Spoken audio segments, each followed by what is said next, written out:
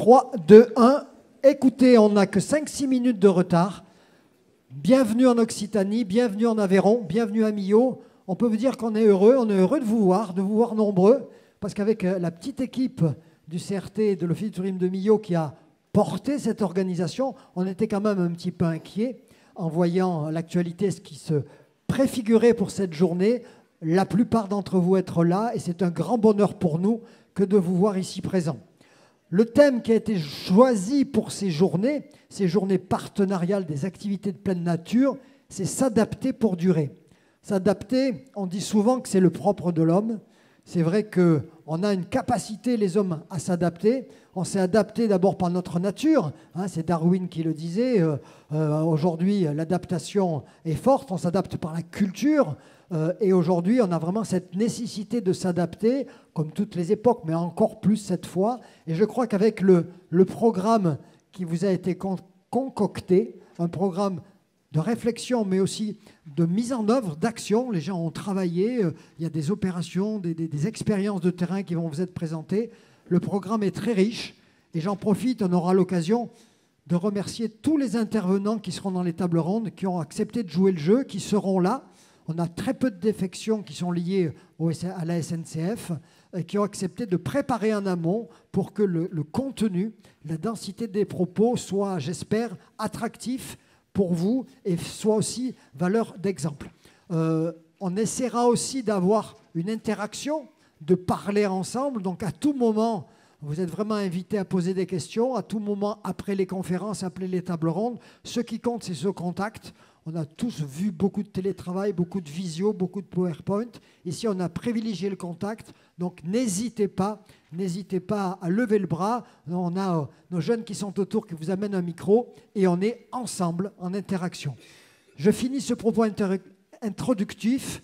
Jean-Pierre Masse, adjoint au sport de la ville de Millau, on est à Millau. C'est à vous de nous accueillir. Monsieur l'adjoint au maire.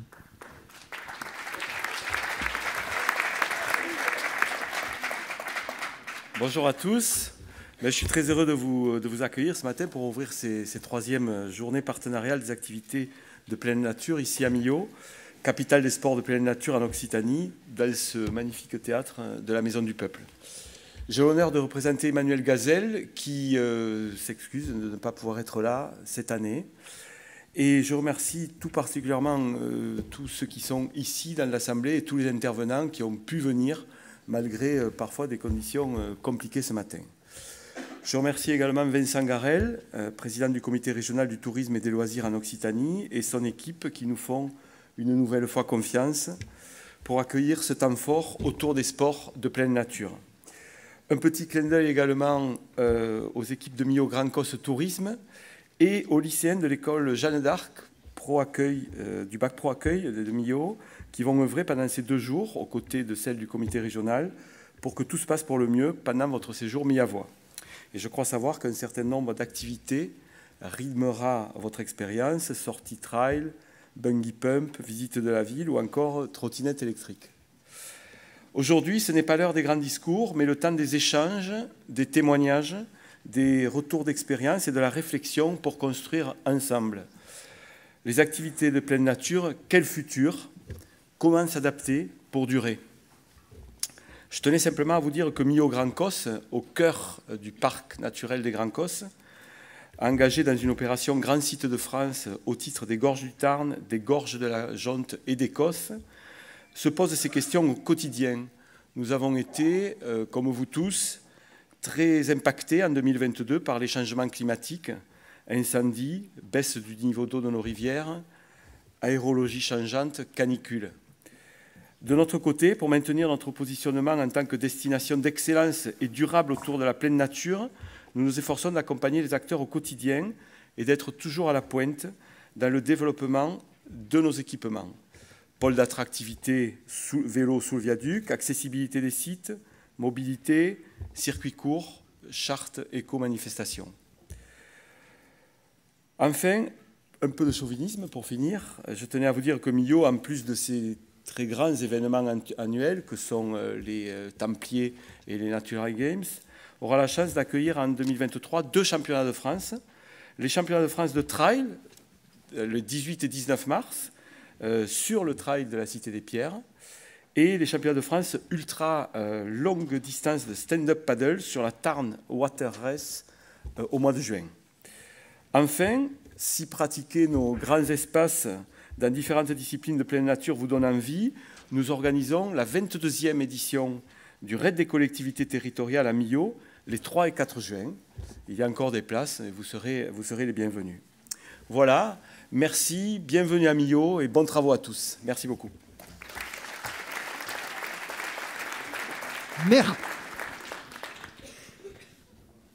Merci Jean-Pierre. Seigneur tout honneur, donc c'est le comité régional du tourisme et des loisirs d'Occitanie qui porte cet événement. Vincent Garel, son président.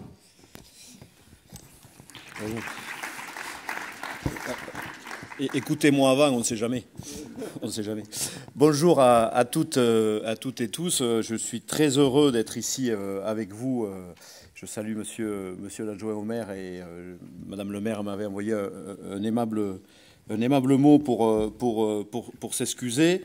Je suis très heureux d'être ici pour cette 3e édition de nos rencontres. Le comité régional du tourisme organise plusieurs fois et sur des thèmes différents des rencontres professionnelles de cet ordre.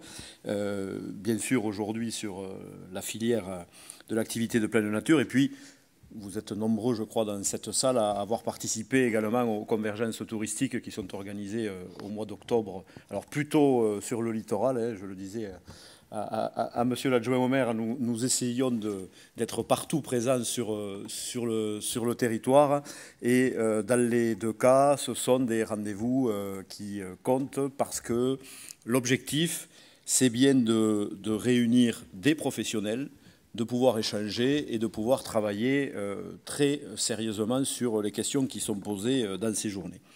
Alors ici à Millau, sur ce sujet, bien sûr, nous sommes au bon endroit. Je ne vais pas reprendre les propos qui viennent d'être tenus et j'avais noté quelques dates sur l'agenda aussi, mais comme tu as très bien fait la promo, je n'ai pas besoin d'en rajouter, ça va très bien. On aura peut-être un représentant au paddle. J'ai cru comprendre que le directeur du CRT s'interrogeait sur sa participation sur la future course de paddle. Bon, voilà. Suivant son résultat, on verra si on assume qu'il est directeur ou pas. Voilà. Ça va dépendre de sa performance ce jour-là. C'est très important qu'on se voit, ça a été dit, parce que c'est vrai que l'urgence climatique, et je reprends à dessein le nom de la commission qui travaille sur ce sujet au sein du Conseil régional, est aujourd'hui une réalité malheureusement palpable. Chacun a pu le constater, notamment l'été dernier, les conséquences du réchauffement climatique, du dérèglement climatique, notamment les canicules, les incendies, et dans l'Aveyron, vous avez été plus touchés que d'autres départements de la région, viennent impacter nos quotidiens et bien entendu, comme vous êtes des acteurs des activités de pleine nature, viennent impacter vos organisations ou vous empêchent même parfois de pouvoir exercer vos métiers. Donc il était très important que ce soit ce sujet qui soit abordé aujourd'hui, qu'il puisse y avoir des échanges sur des expériences des uns et des autres, puisqu'on voit qu'il y a déjà des territoires et des professionnels ou des institutions qui proposent non pas des solutions, mais en tout cas, parce que malheureusement il n'y en aura pas qu'une, mais des évolutions qui permettent de répondre, de s'adapter et de faire en sorte de maintenir les activités sur les territoires. Pourquoi c'est important de maintenir les activités sur les territoires? Parce que premièrement, et moi je l'assume tout à fait, c'est une activité économique importante, et ce n'est pas ici, plus qu'ailleurs d'ailleurs, qu'on dira le contraire, qui permet de développer l'attractivité d'un territoire, qui permet de développer son économie et donc de pouvoir faire vivre du commerce de proximité et de faire vivre des structures sur ces territoires. Et donc, cet aspect économique, il est majeur. Mais il y a aussi un aspect sur l'activité de pleine nature, j'allais dire, associatif et social, qui est très important, puisqu'il y a beaucoup d'acteurs associatifs qui viennent compléter les offres qui peuvent être faites par les professionnels ou de façon parallèle ou de façon concomitante, mais qui est aussi très important parce que cela aussi permet de faire vivre un territoire, et particulièrement lorsqu'il est question de zones rurales ou de zones semi-rurales. Et il est très important qu'on parte sur cette réflexion de l'adaptation, parce que face à l'urgence climatique, il y a plusieurs positions qui sont défendues. Certains ont des positions de rupture totale, de décroissance.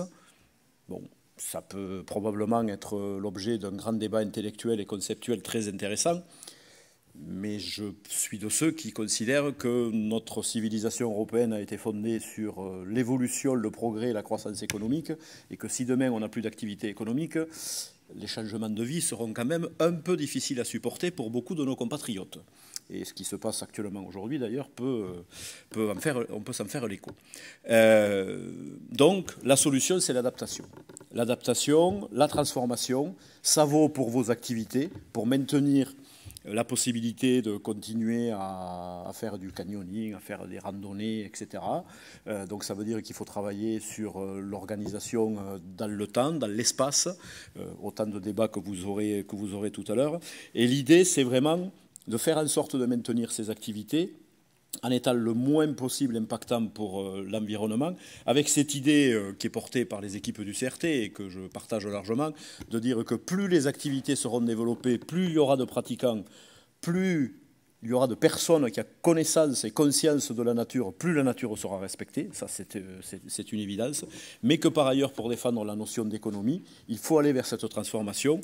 Moi, j'ai coutume de reprendre ce concept porté par le chef d'entreprise du Nord qui s'appelle l'économie, c'est-à-dire travailler à la transformation de l'économie, quelle que soit la filière, qu'elle soit industrielle ou qu'elle soit sur les activités de pleine nature, en prenant en compte les aspects environnementaux pour maintenir une activité qui permette l'épanouissement de l'homme dans sa vie sociale et dans sa vie économique.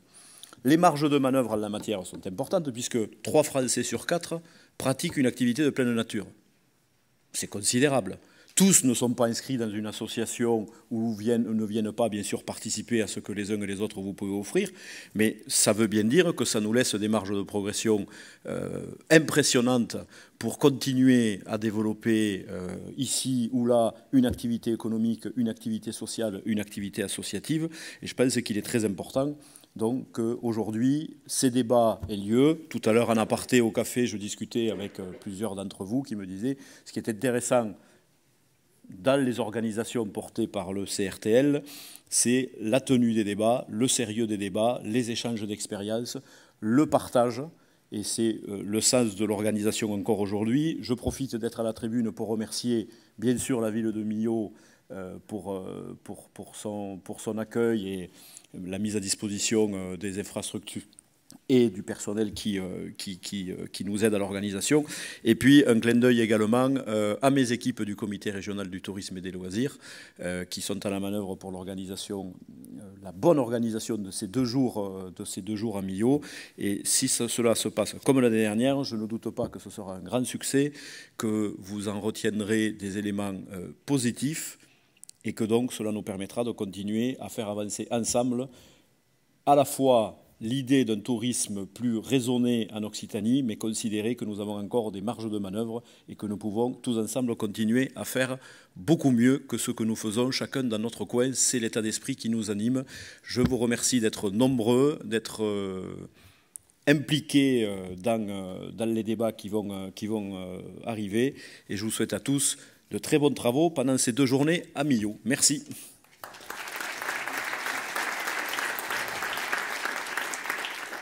Merci, Président. Dans la suite, Dominique Tillet, que j'appelle en tribune, c'est l'homme des chiffres, c'est l'homme qui pose le cadre du débat. Chaque année, il nous concocte exprès, vraiment de manière... Il fait du sur-mesure et il nous écrit une conférence. Voilà, Dominique, l'objet, tu sais t'en servir.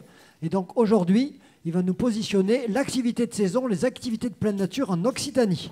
À toi, Dominique. Bonjour. Moi, j'ai la lourde tâche de poser le décor. Adaptation, futur, tous les challenges, tous les défis qui vont se proposer au tourisme en général. Les années précédentes, on me demandait de donner des chiffres pour poser les retombées économiques des activités de pleine nature. Donc on voit que le débat a un petit peu évolué en parlant d'adaptation. Je trouve que le débat est beaucoup plus intéressant comme ça, non seulement parce que je ne pouvais pas répondre à la première question qui est les retombées économiques à l'échelle de l'Occitanie, parce que c'est très compliqué sur un secteur comme les activités de pleine nature, mais aussi parce que vraiment ça me semble fondamental. Ouais, pardon, j'avais pas vu, j'enlève ma photo.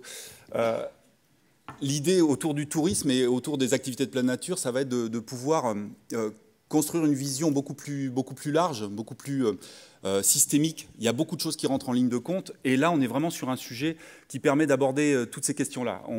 On a des externalités, vous en avez entendu parler, externalités négatives, externalités positives, des impacts économiques d'un côté, environnementaux de l'autre, sociaux aussi, qu'on a tendance à peut-être à négliger ou à ne pas regarder à leur juste place.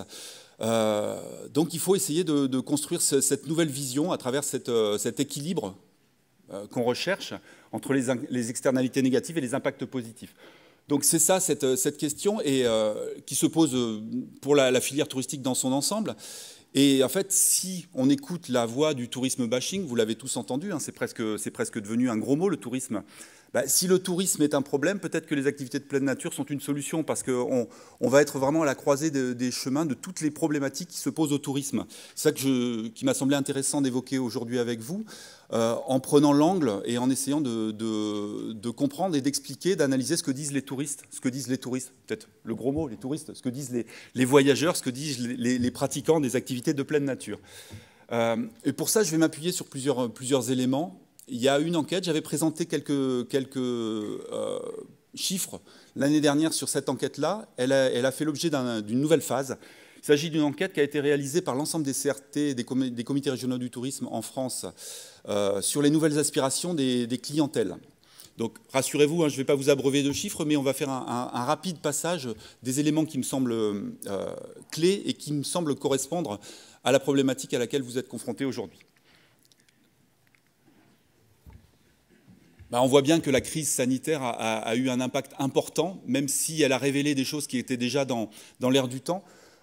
Mais on parle, je me tourne un petit peu, hein, comme ça je regarde en même temps, on parle de prendre son temps, de se reposer, de se ressourcer, d'être au calme, de séjourner dans un endroit reposant, découverte des paysages, de l'environnement qui deviennent quelque chose de très important, très porteur dans les aspirations des Français. Ça, c'est ce qu'on avait constaté.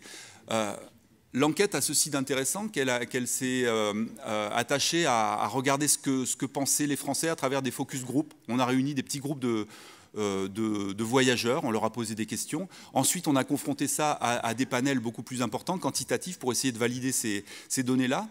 Et on s'est dit, avec l'ensemble de nos collègues des CRT, est-ce que ça traduit quelque chose de conjoncturel ? C'est la suite de la crise Covid. Est-ce que c'est quelque chose qui est temporaire ou est-ce que c'est quelque chose qui va être une tendance plus de fond?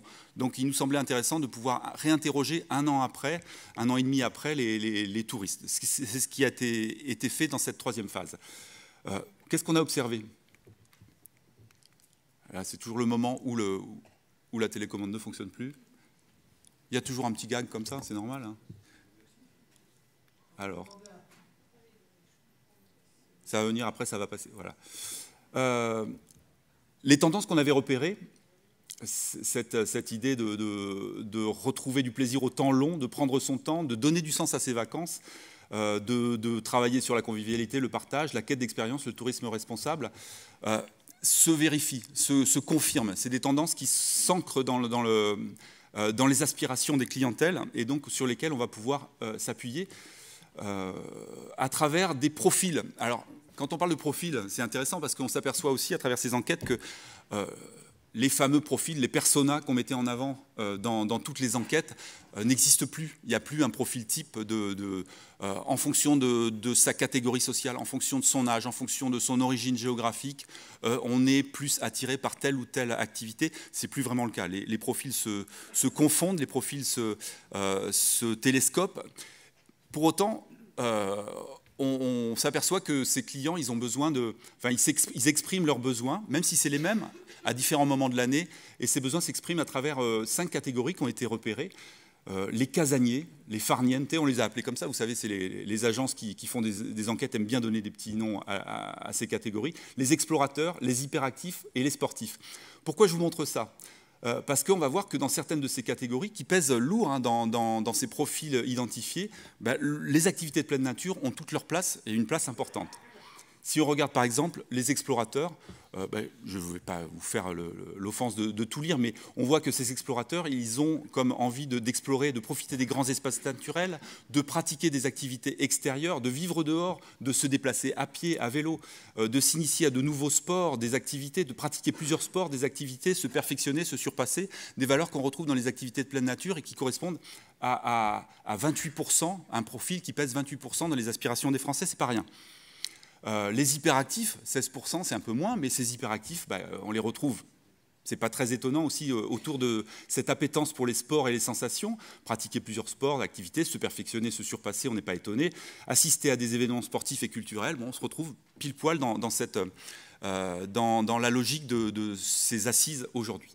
Donc, important de le constater, les sportifs, on va être encore moins étonné de les retrouver cochant toutes les cases autour des activités de pleine nature, mais c'est quand même 12% de la population qui exprime cette correspondance à ce profil. Alors encore une fois, c'est pas des profils, c'est pas des catégories. Hein.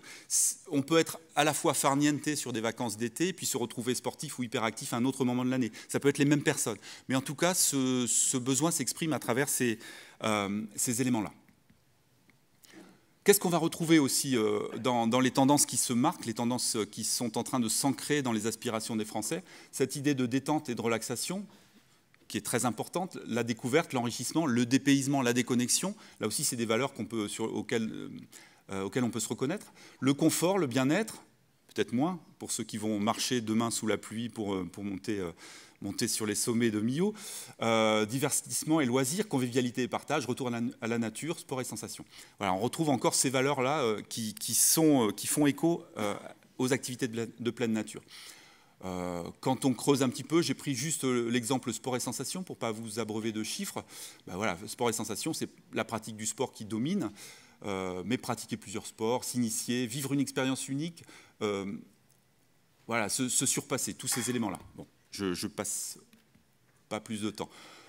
Là aussi, l'idée, ce n'est pas d'analyser tous ces chiffres-là, mais on a posé sur une matrice tous les éléments qu'on avait identifiés, qui caractérisent, qui qualifient les attentes et les aspirations de ces voyageurs français, en voyant comment la tendance avait progressé et en voyant quel était le niveau d'adoption de ces tendances-là. Alors juste pour vous signaler, je les ai mis dans un cercle, là où la tendance a le plus progressé, on va s'apercevoir qu'il y a cette idée de proximité, destination locale. Et ce n'est pas neutre du tout, dans une région comme l'Occitanie, destination locale de proximité, c'est une tendance plus lourde. Transport moins polluant sur place, c'est une tendance qui s'affirme aussi.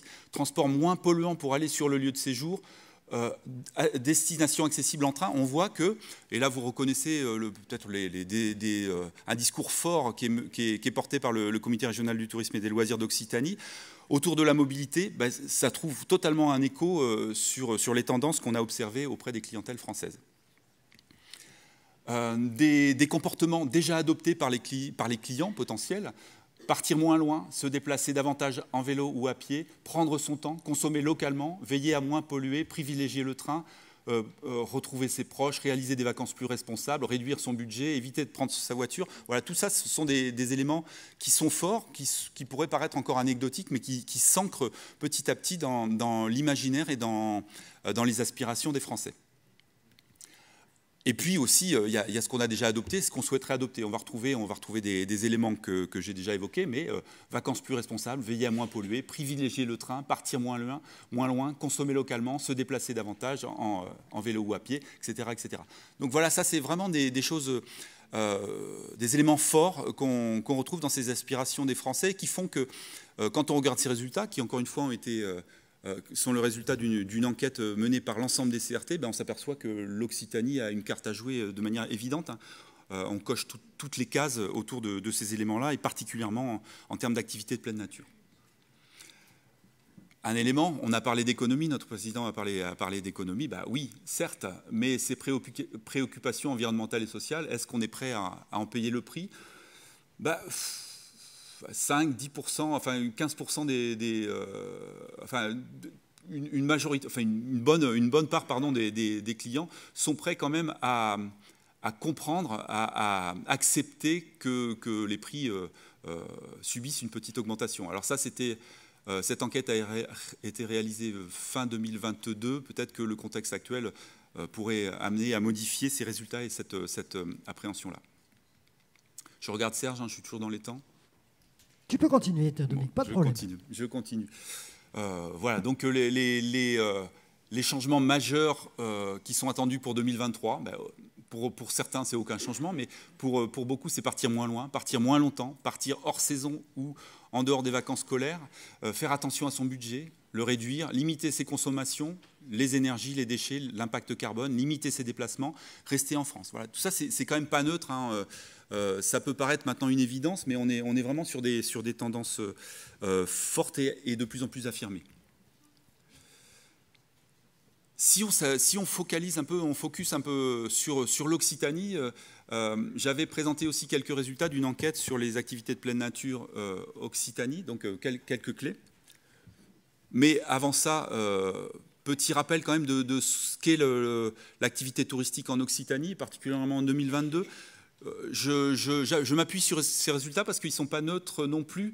On s'aperçoit qu'en 2022, si on regarde qu'une donnée de fréquentation pure, les nuitées touristiques, on a fait une année exceptionnelle. Voilà, 220 millions de nuitées touristiques. On n'a jamais eu autant de nuitées, enfin, depuis qu'on les mesure en Occitanie. Alors qu'est-ce que ça veut dire? Est-ce que ça veut dire que tout continue comme avant, que les ressources en touristes sont illimitées? Sans doute pas. Donc, mais en tout cas, il faut constater qu'il y a eu cet appel d'air en 2022 qui fait que les Français ont continué à fréquenter la région Occitanie. Les étrangers, pour partie les plus proches, sont revenus en Occitanie aussi. Donc ça fait une année assez exceptionnelle. L'Occitanie, c'est aussi 6 millions de lits touristiques qui ne sont pas tous dans le secteur marchand. Je le rappelle, puisqu'il n'y en a qu'un peu plus d'1 million dans le secteur marchand, répartis dans toutes les destinations. Ça, c'est intéressant aussi. On est peut-être sur un parc d'hébergement vieillissant. Peut-être qu'il y a des efforts qualitativement à faire pour renouveler ce parc, mais on est quand même sur une offre de lits touristiques qui est assez importante et qui est pour beaucoup située chez les parents et les amis et dans les résidences secondaires. Résidences secondaires, vous savez sans doute que la région Occitanie est la première région de France en termes de nombre de résidences secondaires, avec plus de 500 000 résidences secondaires. Quid des activités de pleine nature? Quand on les a interrogés, quand on leur a posé la question des activités pratiquées, alors ce n'est pas toujours l'activité principale, mais pour ceux qui annoncent une activité de pleine nature comme motif principal de leur séjour, ils sont 8% à parler de balades, promenades à pied, en vélo. Ils sont 5% à parler des activités de sport et de pleine nature au sens propre du terme, en parlant de randonnée, de VTT, d'équitation, de pêche, de canyoning, de parapente, d'escalade, etc. Ils sont 4% à parler de sport d'hiver. Ils sont 1% à parler spécifiquement de randonnée itinérante, sur les chemins de Saint-Jacques notamment.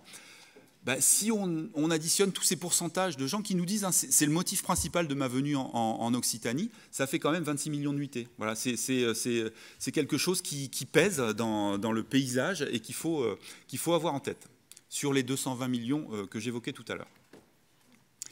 Quand on regarde aussi, quand on s'intéresse au ressenti des pratiquants d'activités de pleine nature en Occitanie, toujours en faisant référence à cette enquête APN de 2021, on va retrouver des éléments qui correspondent à ce qu'on a observé sur les aspirations des Français tout à l'heure. Ressourcement, 81%, reconnexion à la nature, 75%, partage, 56%. Les éléments, critères de choix pour l'Occitanie, c'est le cadre naturel, c'est le climat, c'est aussi la possibilité des activités complémentaires qui sont offertes dans cette région. Et puis un coût qui pour 42%, a pesé dans la balance pour le choix de la destination. Voilà, donc là, encore une fois, on va se conforter sur le fait qu'on a un potentiel clair, avéré et important en termes d'activité de pleine nature au regard des aspirations des Français et du potentiel de l'Occitanie. Et puis, comme je disais, on coche toutes les cases. On parle d'adaptation, donc on parle forcément d'allongement de saison, on parle de saisonnalité, on parle de mobilité, on l'a vu à travers les aspirations.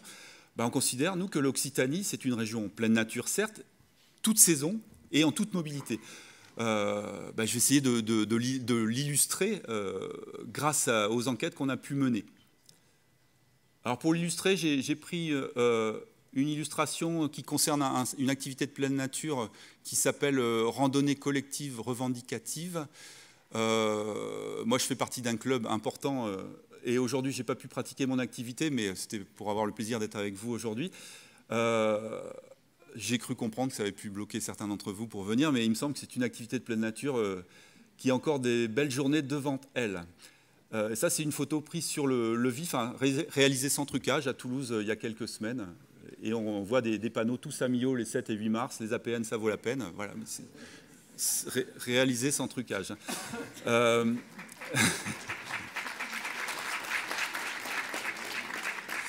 Pourquoi je vous montre ça? Pas pour faire le clown, hein, mais pour vous montrer que les activités de pleine nature, elles sont pratiquées en toute saison. Quand on détaille tous ces éléments-là, on pourrait croire que ce sont des activités qui sont clairement estivales. Ce n'est pas tout à fait le cas. Entre juillet et août, il y a 40% des activités qui sont pratiquées. Et bien sûr, ça dépend des profils et des activités, mais on voit que d'avril à juin, c'est 19%, c'est pas rien. De septembre à novembre, qui est une saison creuse, il y a quand même 13% des touristes qui expriment cette activité-là. Et puis de décembre à mars, bien sûr, on va être plus sur des activités hivernales, mais 27% des activités de pleine nature qui sont déclarées, pratiquées par les touristes en Occitanie sur ces périodes-là. Donc on est vraiment dans cette idée que toutes les saisons sont propices pour les activités de pleine nature en Occitanie. Donc voilà, maintenant, je pense qu'on a les clés pour pouvoir se situer par rapport à ça. Et en toute mobilité, si on fait une analyse de l'offre qui est accessible en train, par exemple en Occitanie, voilà, accessible en train à moins de 30 minutes à pied d'une gare. On s'est doté des outils qui permettent de regarder ce qui se passe en termes d'équipements et activités de sport et de loisirs. On en a dénombré, alors c'est vraiment une analyse très rapide, plus de 2600 activités ou équipements de loisirs qui sont à moins de 30 minutes à pied d'une gare.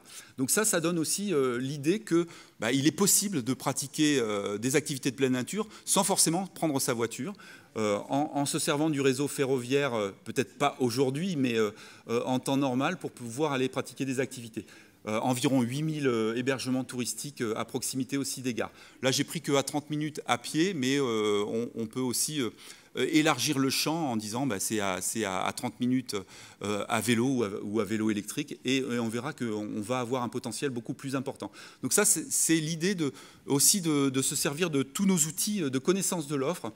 Alors, pour pouvoir alimenter les prochaines, si l'année prochaine on me redonne la parole pour poser le cadre, j'essaierai d'aller encore plus loin et puis de regarder comment on peut mobiliser toute cette data disponible aujourd'hui pour pouvoir comprendre, analyser ce qui se passe. Juste un petit mot, la data c'est bien, c'est chouette, il y a plein de données disponibles. On a accès à un monde incroyable, mais ce n'est pas si simple que ça, parce que cette donnée, elle est disperse, elle est disparate, elle n'est pas toujours organisée. Donc, nous, notre boulot, en tout cas dans le pôle dont je m'occupe, c'est aussi le travail d'organisation, de structuration de cette data, pour la faire parler, pour lui faire raconter un récit qui viendra alimenter vos réflexions. Comment on fait pour s'adapter, comment on fait pour aller plus loin, comment on fait pour accompagner toute une profession à réussir sa transition. Et on est persuadé que c'est possible. Il faut pouvoir avoir des outils de pilotage, des outils de compréhension, des outils de connaissance de l'offre. Donc des observatoires qui soient de plus en plus poussés et de plus en plus ancrés sur une large gamme d'indicateurs. Jusqu'à présent, je parlais des nuitées tout à l'heure, on s'appuyait beaucoup sur les nuitées et j'ai presque fini. Mais aujourd'hui, on doit être capable de mesurer son impact environnemental, on doit être capable de mesurer son impact social, économique de manière beaucoup plus fine sur tous les territoires et sur l'ensemble des territoires et des activités.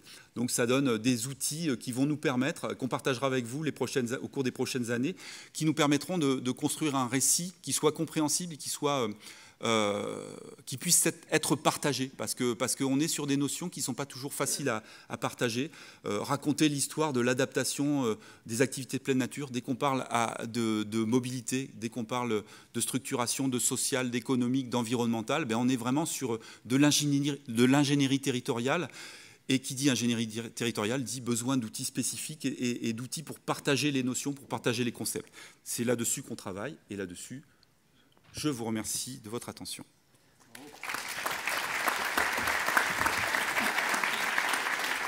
Merci Dominique, tu restes quand même un petit peu sur scène, on ne sait jamais. Le principe, c'est l'interactivité. Tu nous as donné beaucoup d'informations. Déjà dire que ta présentation sera téléchargeable sur le site du CRT et en particulier sur les éléments qui seront diffusés concernant ces journées, une captation d'images mais aussi un compte-rendu, et l'ensemble de ce qui est présenté sur scène sur ce PowerPoint sera également consultable sur le site du CRT. Donc la parole éventuellement, et j'espère, à la salle. Est-ce que une ou deux questions avec toutes les informations que nous a données Dominique ?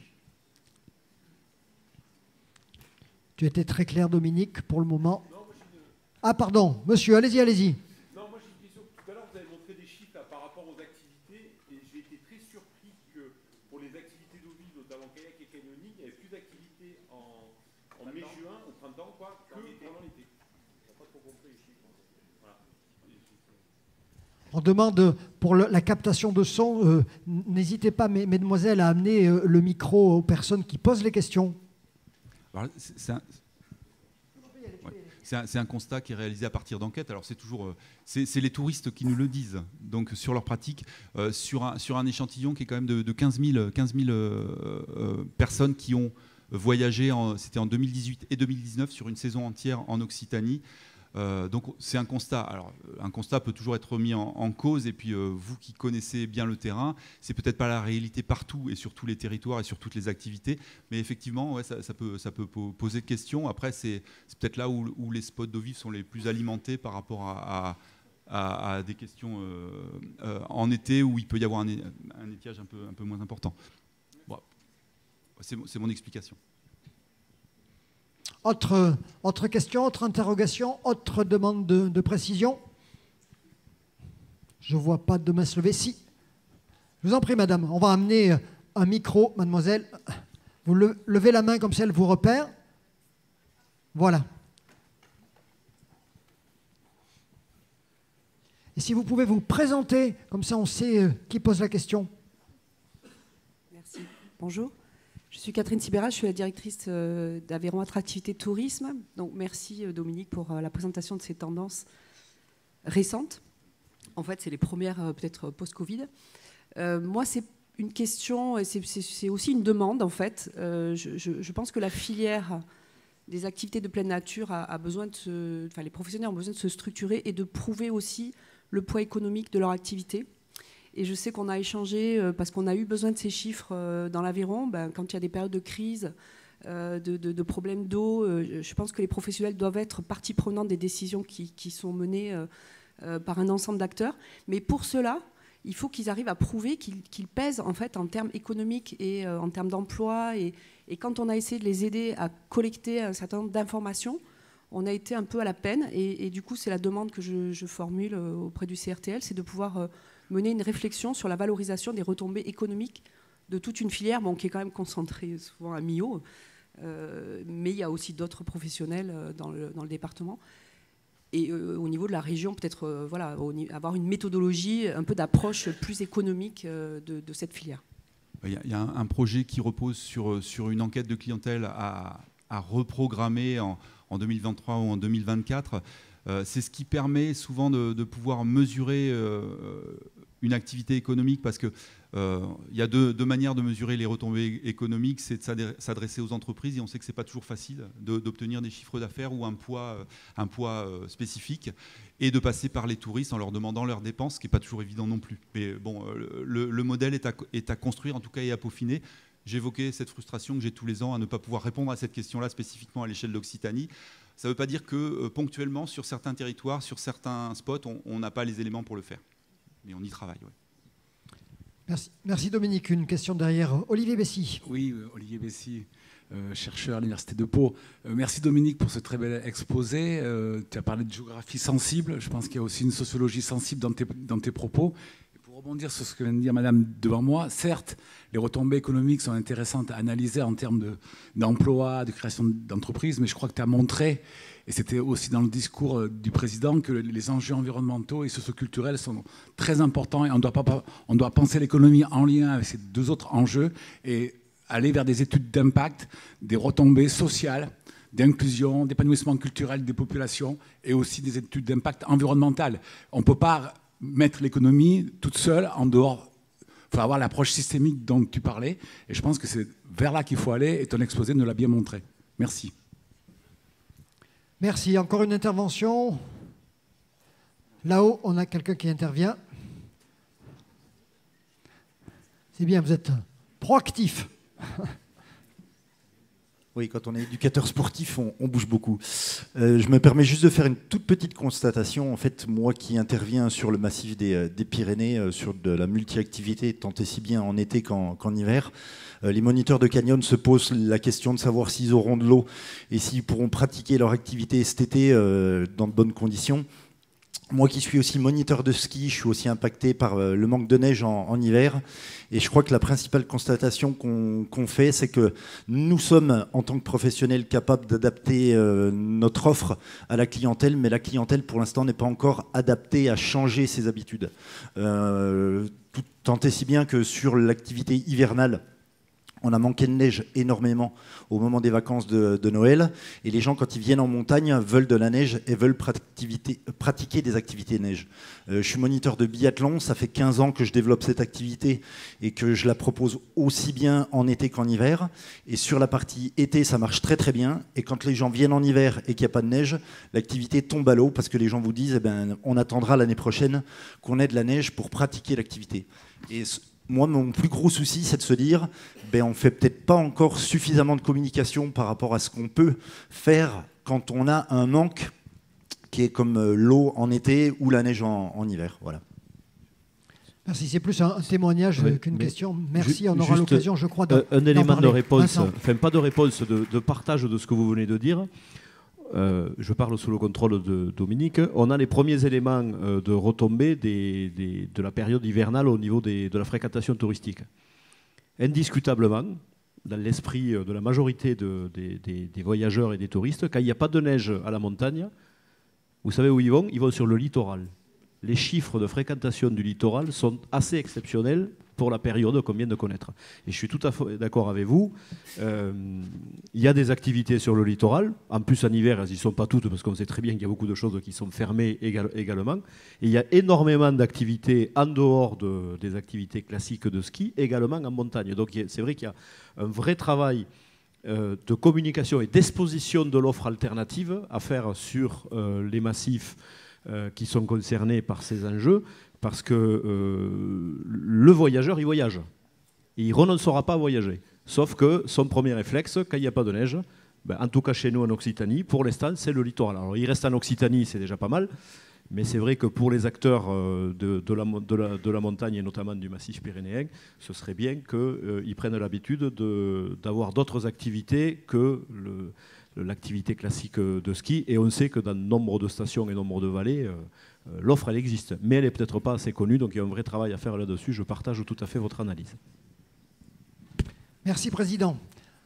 Je vous propose donc que, quand on enchaîne avant la deuxième conférence de la matinée, et on avait envie avec l'équipe d'avoir un parrain sur cette troisième édition des Journées partenariales, et je crois que on a beaucoup d'attachement, on a beaucoup aussi d'admiration pour Nahuel Passerat qui est avec nous.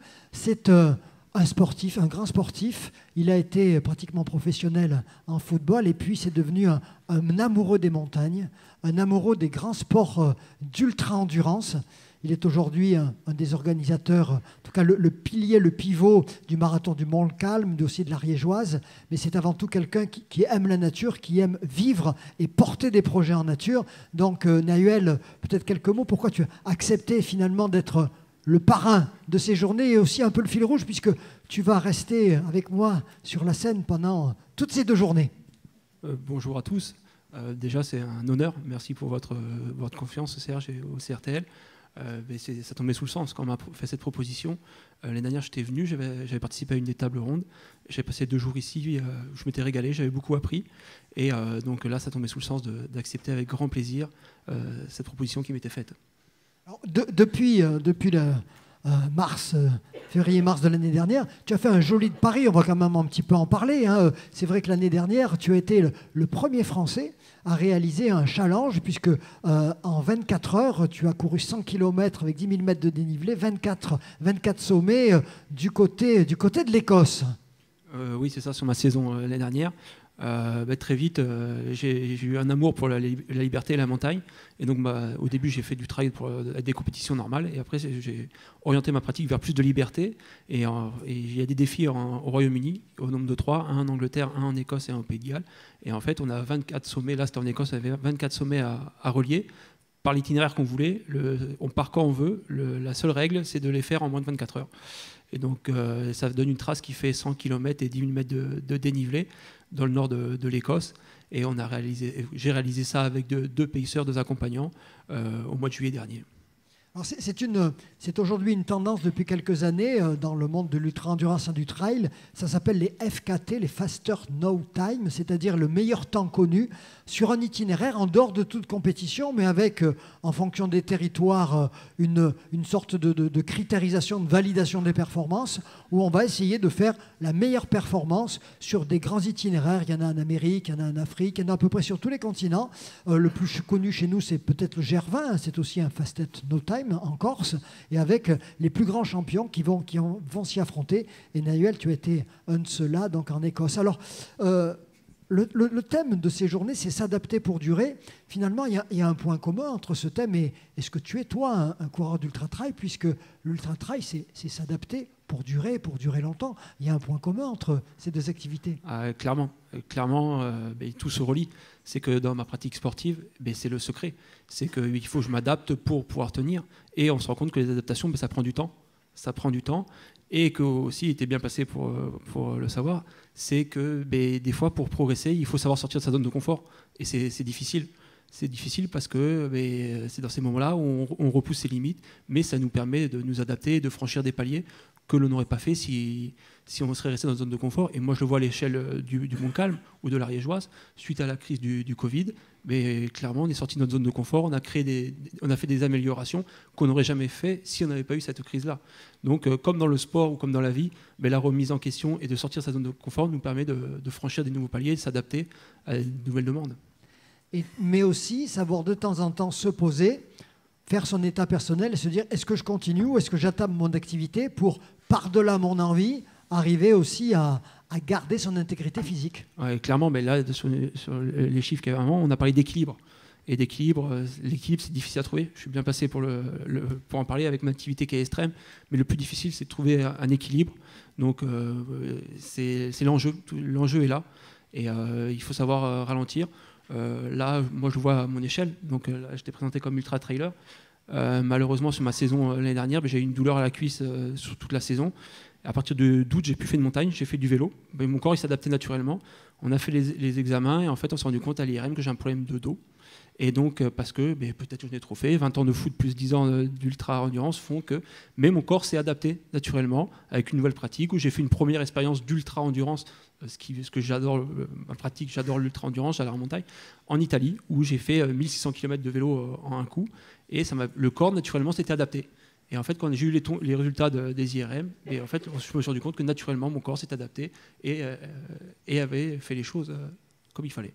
Et pour l'anecdote, Nahuel rentrera en Ariège à vélo après ces journées. Oui, ça descend. Oui, toujours pareil. L'année dernière, je l'avais fait aussi, pour les festivals des Templiers aussi. En fait, on covoiture avec mes collègues de l'Ariège pour venir. Et mercredi après-midi, on a la réunion du Club Trail de l'Occitanie. Et donc, plutôt que de prendre ma voiture et repartir là, ils m'ont amené. Et demain, à 17h, après le Club Trail, j'enfourcherai mon vélo et je passerai la nuit sur les routes pour faire, je sais pas, c'est pas 230 km pour rentrer en Ariège. Bravo Nahuel.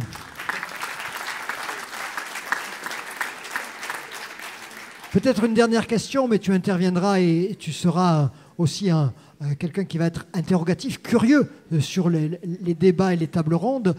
Tu as parcouru la montagne, tu as parcouru ton Ariège, tu as parcouru aussi le monde de la nature à l'échelle d'une courte vie. Tu es encore jeune, je peux me permettre de le dire. Tu as vu la nature changer, tu as vu la montagne changer. Clairement, mais le fait comme nous tous qui sommes des acteurs des activités de pleine nature, on est au contact de la nature au quotidien et on voit la nature évoluer. Donc ma pratique de l'ultra-endurance, ça fait que 10 ans que je pratique la montagne. Mais en 10 ans, nous, clairement, sur le massif du Mont-Calm, il y a des endroits où chaque année, nos bénévoles, ils étaient obligés de sécuriser des passages de névé et qui même à 2300, 2400, 2500, même plus haut. Et maintenant, on se rend compte que même à 3000 mètres, il y a un col où chaque année, on devait le sécuriser, mais maintenant, il n'y a plus de neige. Et là, c'est concret, c'est le fait d'y être chaque année, de le voir. Là, le manque d'eau, c'est une réalité. Et je le vois aussi en gravel, maintenant que je fais du gravel et du vélo. C'est qu'il y a encore le mois dernier, je faisais un tour vers les temps de Fillette, et en fait, il n'y a plus d'eau. Dans les retenues d'eau, on n'a plus d'eau. Et ça, le fait de pratiquer nature, on s'en rend compte de par nous-mêmes. Et là, c'est alarmant, clairement, parce qu'on est au contact, on voit les choses évoluer, on se rend compte de ce qui se passait avant. Et ce qui est le plus alarmant, c'est la vitesse que ça prend. Parce que moi, ça fait que 10 ans que je suis dans le monde de la montagne. Et en 10 ans, j'ai vu des choses évoluer avec un exponentiel trop important. Alors, on va rester optimiste. Il y a aussi une prise de conscience qui évolue très vite. En particulier, tu le dis, sur les événements. Tu portes toi-même des événements. Tu participes à des événements. Tu vois à la fois les organisateurs et les participants qui ont accru cette prise de conscience et qui de plus en plus adaptent leur comportement, l'organisateur et le coureur ou le cycliste, aux réalités du moment. Ouais, clairement, c'est une nécessité. L'année dernière, il y avait Jean-Michel Fort-Vincent qui était venu pour représenter le trail de Serponçon et surtout la charte de Salomon sur les trails.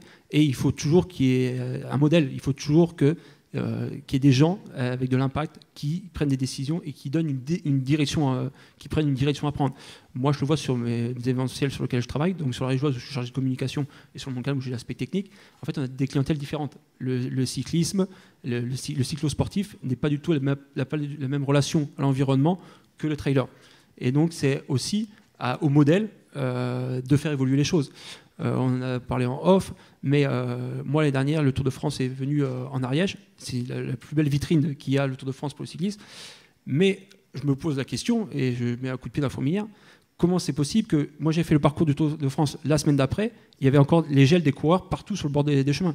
Comment on peut tolérer à notre époque qu'on puisse autoriser les coureurs du Tour de France à jeter leur gel énergétique par terre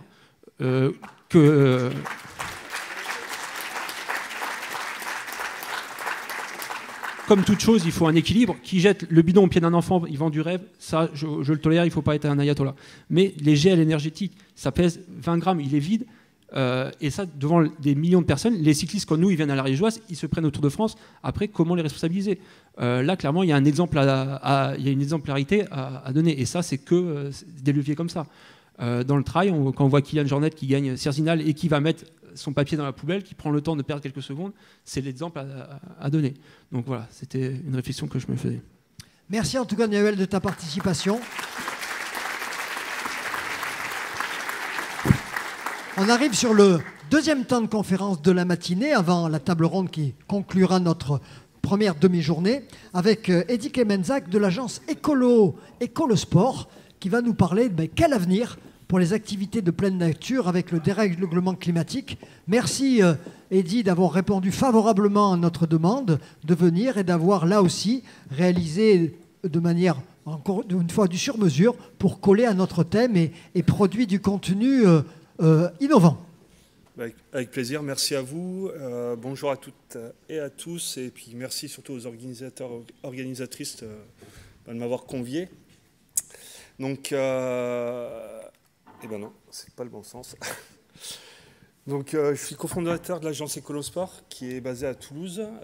J'ai pu créer cette structure qui est toute jeune, qui date de novembre 2022, avec Michael Ferrizi, qui est, lui, fondateur du site éponyme.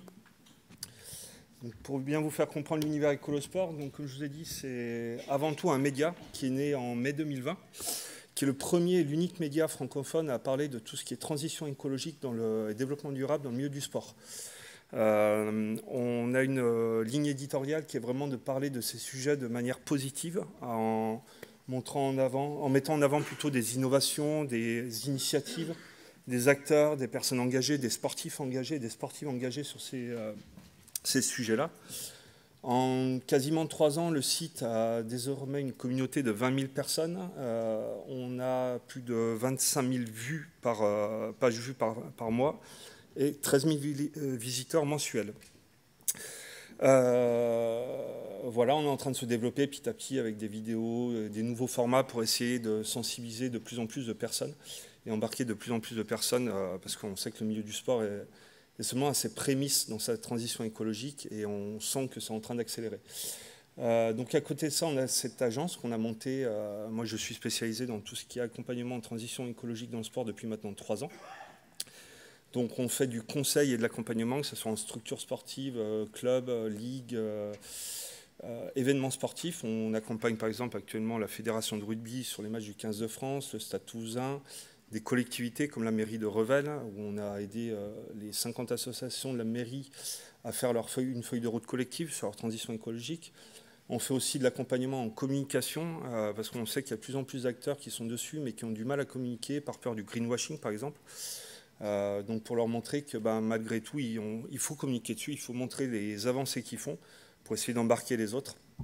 C'est nécessaire. Et de la formation, parce qu'on intervient de plus en plus auprès notamment d'écoles spécialisées en management du sport pour aussi que ces jeunes personnes qui vont intégrer le domaine sportif en fait, puissent prendre en compte tous ces sujets RSE. Et on a une association également qui est en train de se développer vraiment plus sur de la sensibilisation de terrain et qu'on espère qu'elle pourra commencer à faire ses premières actions d'ici la fin de l'année 2023. Alors, on va rentrer dans le vif du sujet. Alors là, pour les âmes sensibles, c'est la partie un peu pas très cool, on va dire, mais bon, il est nécessaire de faire quand même un point, de bien comprendre les enjeux, ce qui se passe en ce moment. On sait que 2022 a été une année chaude, très chaude. Malheureusement, les médias ont tendance à dire qu'elle est exceptionnelle, ce qui est plutôt faux, parce que c'est plutôt, si on n'agit pas vite et fortement maintenant, ça sera plutôt une année exceptionnellement froide par rapport à ce qui nous attend derrière.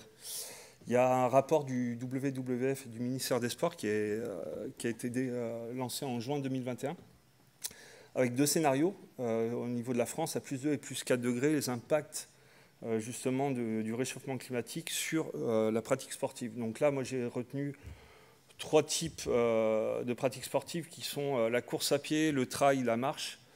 Tout ce qui a impact sur les clubs de voile, alors là c'était axé sur les littoraux, mais on pourra aussi faire un parallèle sur les clubs de voile dans les terres au niveau des lacs, et l'impact sur les stations de ski.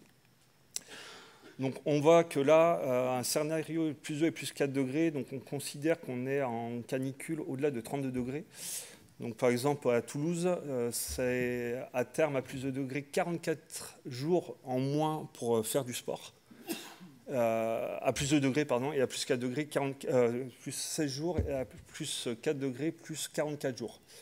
On sait que ça peut monter très vite. Il faut savoir qu'actuellement, on est à peine à 1,1 degré au-delà des normes de référence. Donc autant dire que l'impact peut être très très lourd. Au niveau de tout ce qui est course à pied, normalement il est déconseillé, voire formellement même déconseillé de courir au-delà d'une température de 32 degrés. Parce qu'il y a plein de risques, des risques cardiovasculaires, les risques liés aussi aux émissions de particules fines. Moi je sais que personnellement, faisant pas mal de sport, habitant à Toulouse, je regarde tout le temps la qualité de l'air pour aller courir, parce que c'est là où les poumons sont le plus ouverts et inhalent aussi le plus de toxines. Il y a aussi tout ce qui est risque de déshydratation. Voilà, donc on peut le voir, des villes comme Marseille et Nice, on continue sur du +4 degrés. C'est même 50 jours de pratique en moins. Avec tout ce qui va avec, on sait qu'en montagne aussi, il y aura des impacts. Il y a de plus en plus de personnes qui font du trail. Donc, voilà, c'est... Au niveau des clubs de voile, si on prend les clubs de voile du littoral à +2 degrés, on est à 80 clubs de voile sur 576 au niveau des littoraux qui sont menacés. et 131 sur 576 à plus 4 degrés. Ce qui va avoir des lourdes conséquences, par exemple des investissements beaucoup plus lourds, parce qu'on va devoir refaire des nouvelles infrastructures, des risques de noyade aussi. On sait qu'en Méditerranée, si j'ai bien compris, il y a de plus en plus de phénomènes de baïnes, chose qu'on ne connaissait pas avant. Donc c'est tous ces enjeux-là et ces dangers-là qu'il faut qu'on puisse prendre en compte. Tac. Non. Alors, la station de ski, il a disparu, station de ski, donc je vais le faire comme ça de tête. Station de ski, on sait qu'à plus 2 degrés d'augmentation, d'ici 2050, on n'aura plus que 3 stations de ski dans les Pyrénées sur lesquelles on pourra skier sur de la vraie neige et non de la neige artificielle. Même la neige artificielle, malgré tout, ne pourra pas forcément tenir à plus de degrés, parce que si on n'a pas de sous-couche, à un moment ou à un autre, ça va être compliqué. Si on arrive sur un réchauffement à plus 4 degrés, il n'y a plus une seule station des Pyrénées sur lesquelles on pourra aller skier sur la neige naturelle. Donc on le voit encore là cet été, je crois que heureusement les Pyrénées sont moins impactées que les Alpes cette année, mais forcément l'impact est monstrueux. J'ai lu la semaine dernière que La Plagne, par exemple, va devoir fermer 3 stations qui sont sur leur glacier parce qu'en fait, ils se rendent compte que les pylônes n'arrêtent pas de bouger et donc il y a un risque pour ces pistes. Donc ces 3 pistes vont être annulées et c'est quand même un investissement de 30 millions d'euros pour la fermeture de 3 pistes. Donc il faut dire aussi l'impact financier qu'engendre le dérèglement climatique. Donc les risques naturels, comme on l'a dit, plus élevés, plus de canicules, plus de sécheresse, plus de feux de forêt, des éboulements, fonte des glaciers, phénomènes extrêmes, des risques sanitaires pour les pratiquants. Donc ça veut dire aussi peut-être plus d'interventions, que ce soit en montagne ou de la part des pompiers, des secouristes, par rapport à ces risques-là, et des risques liés au comportement, donc surfréquentation, dégradation de l'environnement, conflit d'usage. On se rend compte aujourd'hui qu'il y a des nouveaux comportements, il y a plus... Comme M. Guérel l'a dit tout à l'heure, on est quasiment à 3/4 de pratiquants de sport de pleine nature en Occitanie. Donc plus de personnes aussi qui ne sont pas forcément adaptées et entraînées pour ces milieux-là. Donc il y a aussi le comportement des Français qui sont en train de changer. Donc on sait que selon une étude G2A, 89% des Français pensent que l'environnement doit devenir une priorité en montagne. 69% des non-partants en montagne l'envisagent comme destination refuge dans le futur pour des raisons de bon air, moins chaud l'été. Et 83% sont prêts à laisser leur véhicule en ville et venir en station au moyen de véhicules propres. Et on sait aussi que 35% de touristes dans le monde veulent maintenant des vacances éco-responsables. Donc ça demande vraiment une adaptation nécessaire. Ces nouveaux publics, nouveaux comportements, comme je vous l'ai dit, risque de surfréquentation, risque de dégradation de l'environnement, mauvaise connaissance des milieux, et ils veulent des activités aussi sans risque. Parce qu'on a de plus en plus de familles qui vont aller dessus. D'où le conflit d'intérêts des fois, parce qu'on sait par exemple qu'il y a de plus en plus de personnes qui veulent bivouaquer en famille, mais qui veulent bivouaquer avec le maximum de sécurité. Donc là aussi, c'est des choses à prendre en compte. Ce qui est positif maintenant, parce qu'il y a quand même un côté positif, on y arrive, on sait qu'il y a de plus en plus de sportifs de haut niveau qui changent leur pratique. On a Xavier Thévenard, Stan Turet, le navigateur, qui a récemment décidé d'arrêter la course à voile par rapport aux impacts. On a de plus en plus d'éco-aventuriers et d'influenceurs en fait, et influenceuses qui essayent de montrer aussi un peu ce côté positif. Donc il faut qu'on arrive à surfer aussi là-dessus. Et les comportements qui, maintenant, c'est là où le bas blesse, c'est les comportements qui sont durs à changer. Tout le monde est conscient de la crise environnementale. Maintenant, c'est comment faire changer les comportements. Et c'est là où je pense que les APN ont un rôle important à jouer là-dessus. Parce qu'il faut vraiment se dire que c'est surtout la peur du changement qui génère les freins plus que la nouvelle façon en elle-même de faire. Et puis, la bonne nouvelle, c'est là qu'on y vient, c'est se réinventer pour s'adapter. C'est que les sports de nature, ils contribuent fortement aux enjeux sociétaux et environnementaux. Donc, que ce soit le bien-être de vivre, on l'a vu tout à l'heure, le vivre ensemble, la santé et le rôle qu'ils doivent jouer, qui est hyper important sur la protection de l'environnement et sur la sensibilisation. Donc pour moi et pour nous, les APN, en fait, pour qu'elles s'adaptent et leur nouveau rôle, c'est d'être avant tout plus éducatif. Donc c'est avant tout, c'est bien connaître son terrain de jeu. C'est se former. C'est se former non seulement en tant que gestionnaire, mais aussi tous ses salariés. C'est vraiment comprendre quels sont les impacts, quels sont les risques. Et c'est aussi sensibiliser, communiquer, on l'a dit tout à l'heure, et informer sa clientèle. Pourquoi la pratique elle impacte, quels sont les bons gestes à adopter. Et il faut savoir le répéter. Ce n'est pas seulement mettre des affiches, c'est vraiment prendre le temps en amont de savoir expliquer. Et c'est avoir un devoir d'exemplarité aussi. On ne peut pas dire à quelqu'un « ne viens pas en voiture » et nous, on vient en voiture individuelle tous les jours sur son lieu de travail. À un moment ou à un autre, si on montre le bon exemple, ça ne peut être que positif et les gens suivront derrière. On pense aux personnes qui viennent à des conférences et qui rentrent en vélo. Être plus respectueux et plus sobre, ça aussi c'est désormais nécessaire. On entend de plus en plus ces mots de sobriété, décroissance. C'est prendre en compte la capacité de résilience de l'espace naturel. Il faut vraiment qu'on donne la priorité d'abord à la nature, du lieu où on vit. Il faut vraiment qu'on comprenne qu'on est juste un élément de la nature, en fait. On n'est pas au-dessus de la nature. Donc ça, c'est de plus en plus nécessaire. C'est savoir faire des études d'impact sur son activité, sur la biodiversité, chose qui n'est pas encore prise en compte actuellement. C'est limiter l'accès à certains sites, voire même les sanctuariser, si nécessaire. On revient sur l'exemple de La Plagne, par exemple, avec notamment les glaciers qui vont être sûrement de plus en plus protégés, voire sanctuarisés, pour éviter ce tourisme de masse, éviter aussi tous les risques qui sont liés, type éboulement, et qu'on ait des blessés. C'est faire moins et mieux. On traite peut-être plus sur du qualitatif que du quantitatif, ça devient nécessaire aussi. Ne plus avoir des lieux qui sont surexploités, parce qu'à un moment ou à un autre, il faut comprendre que plus on exploitera, plus finalement on va dégrader et puis on va mettre en danger sa propre activité.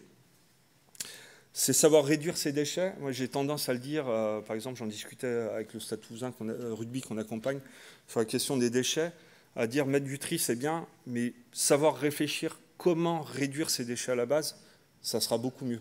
Parce qu'on le voit, les poubelles de tri, on connaît ce qu'il faut faire, mais malheureusement, les gens ne respectent pas forcément ce tri. Donc, nous, en tant que prestataires, il faut savoir réduire à la source. Et puis, c'est pouvoir aussi obtenir un label, qui pavillon bleu pour les zones de baignade, flocon vert pour les stations en montagne, qui vont nous montrer une feuille de route aussi, et qui vont nous forcer à être exemplaires, en fait, et aller à se challenger, en fait, pour essayer d'aller encore plus loin sur cette transition écologique. On l'a parlé, on le reparle là. Ouais, le plus décarboné, je reviendrai après sur l'autre diapo. Faut savoir que, par exemple, sur un événement sportif, les transports, c'est 80% de l'impact carbone. Donc, c'est pareil sur tout ce qui est activité de plein air. Donc, une incitation au covoiturage, une incitation aux mobilités douces. Il faut savoir, par exemple, récompenser une personne, des personnes qui vont venir en mobilité douce. Pourquoi pas mettre des réductions, quelque chose, une petite boisson en plus. Vraiment avoir un petit plus qui va leur donner envie de venir de façon plus respectueuse et moins carbonée. C'est travailler avec les collectivités, les prestataires de transport en commun aussi, adapter ses horaires, savoir essayer d'avoir plus de transport en commun, savoir pourquoi pas proposer soi-même des navettes et aussi optimiser ces navettes. C'est bannir, alors attention, ça va peut-être faire grincer des dents, mais les activités trop polluantes ou ayant recours à des énergies fossiles. Moi, je suis désolé, mais des balades en quad, en moto, des sorties en hélicoptère, ça appartient à l'ancien monde, clairement. Et c'est réfléchir au dernier kilomètre. Encore une fois, c'est hyper important. On l'a vu juste avant sur les chiffres, il y a de plus en plus de personnes qui sont prêtes à venir avec des moyens décarbonés. C'est comment proposer un maximum de solutions. Je crois qu'il y a la station de Zermatt en Suisse qui maintenant interdit l'accès aux voitures à sa station, mais qui a mis en place plein de systèmes pour venir chercher directement à la gare les touristes et proposer un maximum de navettes pour pouvoir qu'ils viennent tranquillement, l'esprit serein, jusqu'à la station. Hop. Non. désolé. Donc plus collectif. Le collectif aussi, pour moi, il sera nécessaire. Encore une fois, la crise environnementale, il faut savoir avancer ensemble. Malheureusement, si on est chacun de notre côté, on n'y arrivera pas. Là, on a des enjeux qui sont cruciaux. Si on n'avance pas ensemble, on est voué à l'échec. C'est comme une entreprise ou des clubs qu'on accompagne. On leur dit si vos stratégies RSE n'est pas adaptée ou vous embarquez pas tout le monde dedans et que vous ne prenez pas en compte les idées et les envies de tout le monde, vous n'y arriverez pas. Donc c'est savoir renforcer la collaboration entre tous les acteurs, que ce soit les parcs nationaux, que ce soit les collectivités, que ce soit vous en tant que prestataire. Savoir travailler aussi de plus en plus en réseau. C'est se créer des outils de partage des bonnes pratiques. Vraiment, ça c'est nécessaire. C'est mutualiser le matériel. C'est savoir pourquoi pas s'adapter sur les horaires, savoir se refiler des clients aussi. Aller peut-être encore une fois sur du qualitatif plutôt que du quantitatif.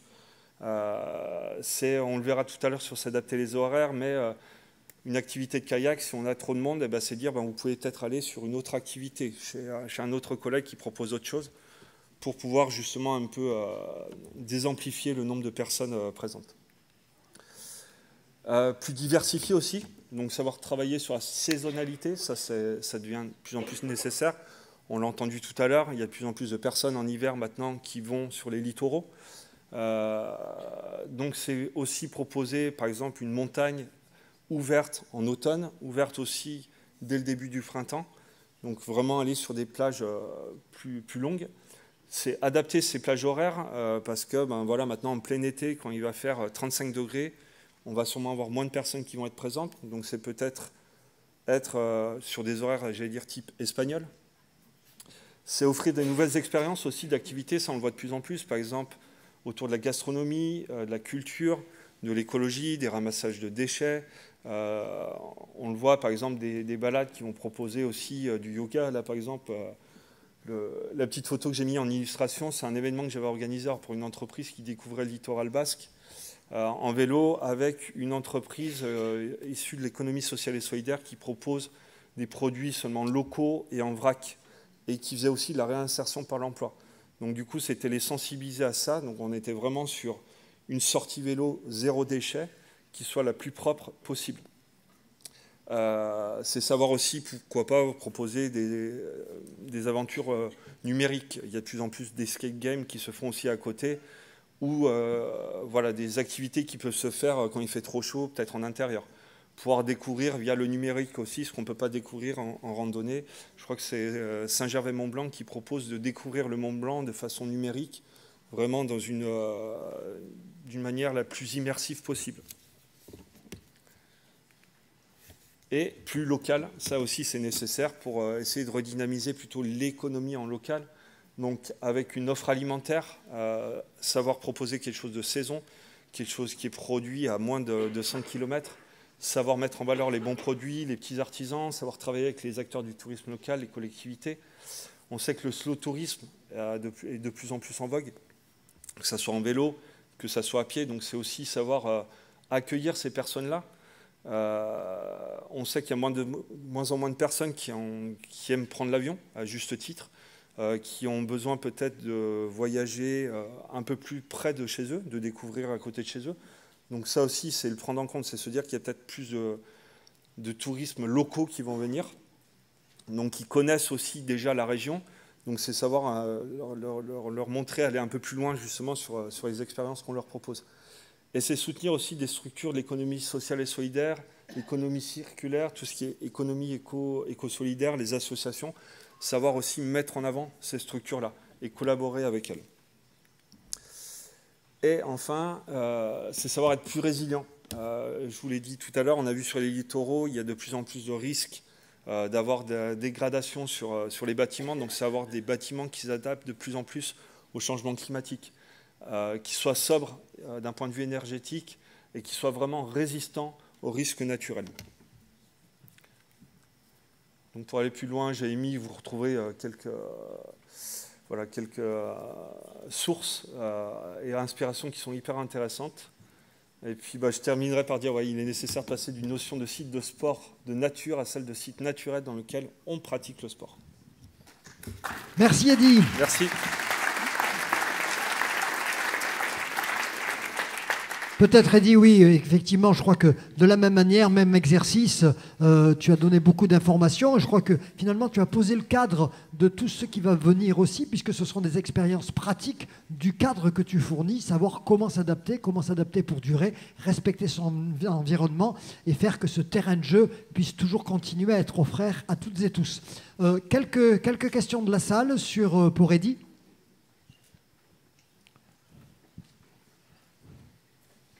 Tu étais très, très complet, Eddy. Donc, on va peut-être enchaîner. On pourra à tout moment... Ah, une question, pardon.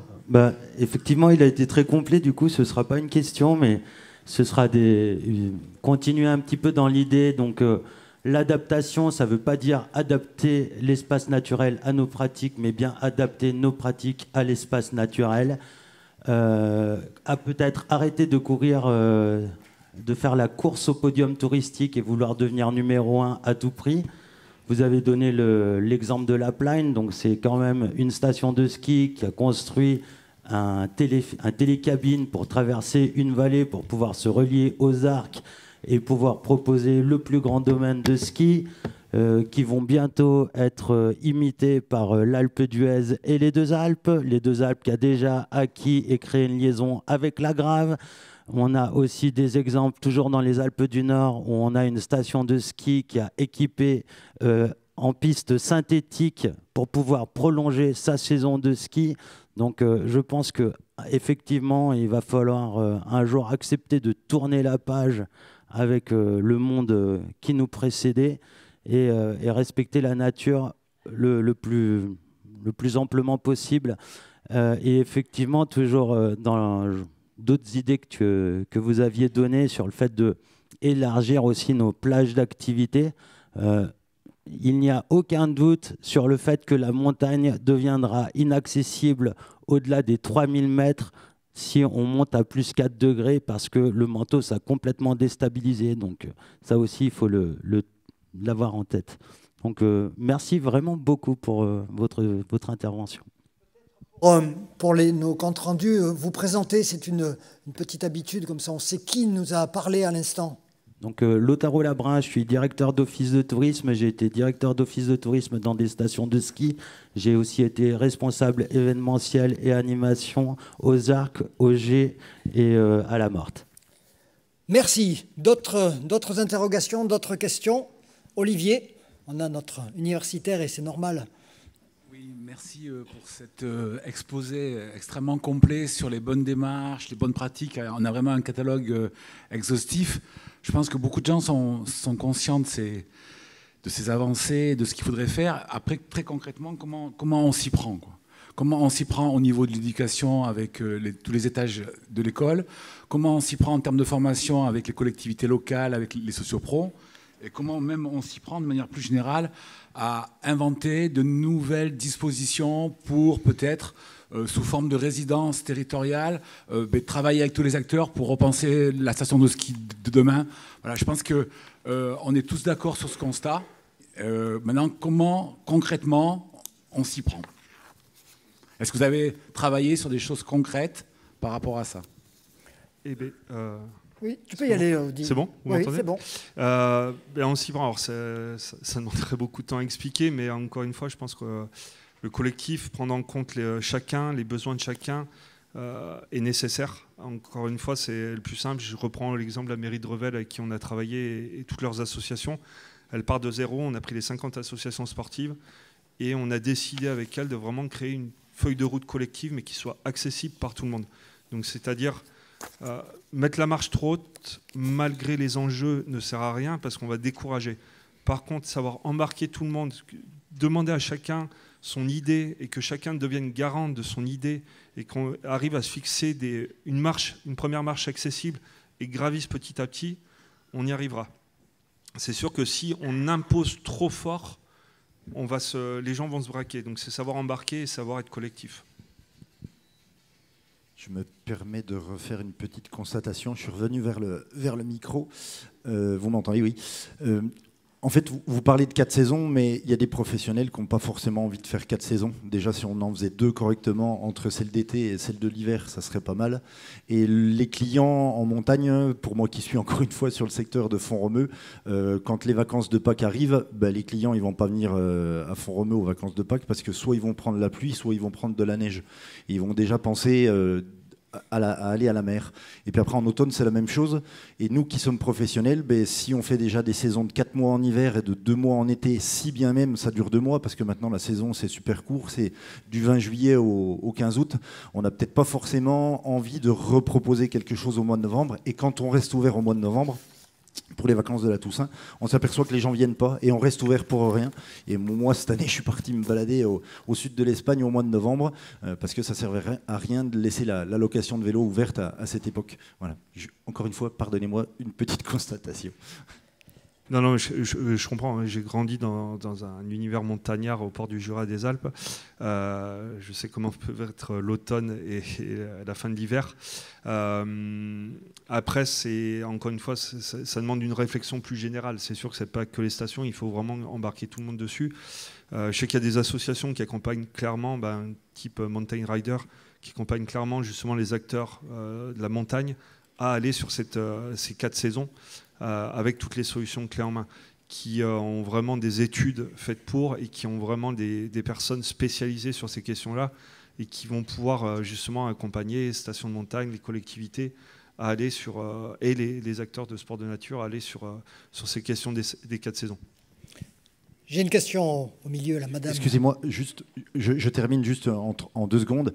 Et même, vous voyez, pour cet hiver où on a manqué de neige, les gens se sont précipités, entre guillemets, sur le littoral. Et la problématique, c'est qu'on ne sait jamais à quoi s'attendre d'une saison à l'autre. Et les saisonniers sur le littoral n'étaient peut-être pas forcément là cet hiver. Et du coup, une certaine clientèle a peut-être manqué d'offres sur le littoral cet hiver par manque de neige. Ouais, d'où justement la nécessité de la communication en amont, de bien prévenir les gens, de leur dire attention, la neige, vous l'aurez sûrement de moins en moins, elle va disparaître, il faut savoir faire le deuil malheureusement, mais voilà, il y a d'autres offres qui existent. Plus on les prépare en amont, plus je pense les comportements reviendront. Mais encore une fois, un changement de comportement, il est long, il ne va pas se faire en un claquement de doigts, et ces 4 saisons, on ne va pas les changer de 2023 à 2024. C'est plutôt un plan de se dire on part sur 4 saisons, mais on le met en place pendant 10 ans, pour que dans 10 ans, on arrive sur les premiers résultats. Oui, merci. Pour la diversification de parole, merci.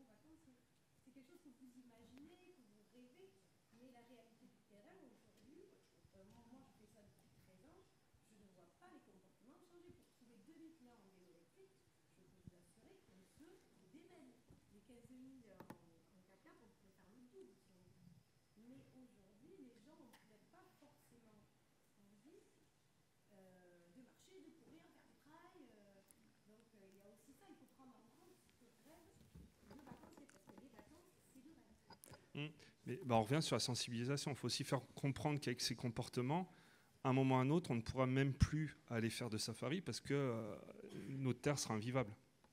Donc si on fait comprendre à ces gens qu'à un moment, on est en train de changer notre offre parce qu'elle est trop impactante sur le dérèglement climatique et que de toute façon, c'est une question de survie, à un moment ou à un autre, il faut aussi qu'on en prenne conscience. On parle de survie de l'humanité.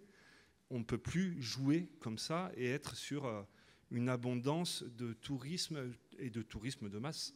Donc c'est se réinventer et c'est accepter soit en tant qu'acteur, comme j'ai dit tout à l'heure, d'être plus sobre, de ne plus être sur de la masse et de sensibiliser, communiquer en avant. Donc, si on amorce sa transition, on va forcément marquer les autres aussi. Mais encore une fois, ce n'est pas en un claquement de doigts. Comme je l'ai dit, il faut savoir y aller petit à petit.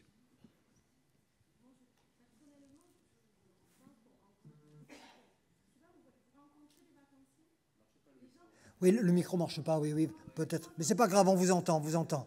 Mais il doit y avoir il faudra être attentif à ce que le bouton off soit bien on-off. Allô. Ah, c'est mieux. Voilà. Ah, c'est mieux.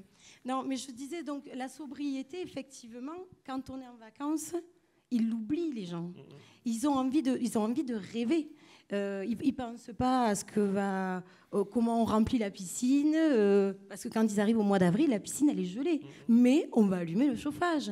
Les bateaux que vous voyez, vous dites ils ont la voile. Ils mettent jamais la voile.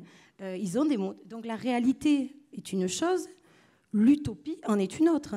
Et je vous dis aujourd'hui, nous, dans notre transition, on essaie de passer de 15 000 visiteurs en 4x4, on en a 2 000 en vélo. Ça stagne, hein, ça bouge plus.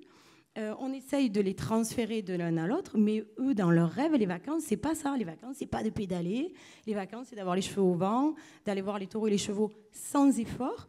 Et en fait, il faut quand même accepter il faudrait peut-être aider plutôt les activités à se transformer. Aujourd'hui, moi, j'aimerais passer mes 4x4, les refiter et changer de moteur, par exemple. Ça serait une solution. Aujourd'hui, pour chaque véhicule, il faut compter 50 000 euros. Quand j'ai demandé au Gros du Roi, ce qui est énorme, c'est énorme, 50 000 euros par véhicule.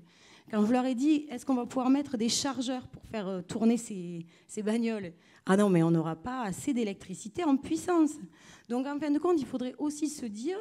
Que veut le vacancier? Pas ce que nous, on imagine.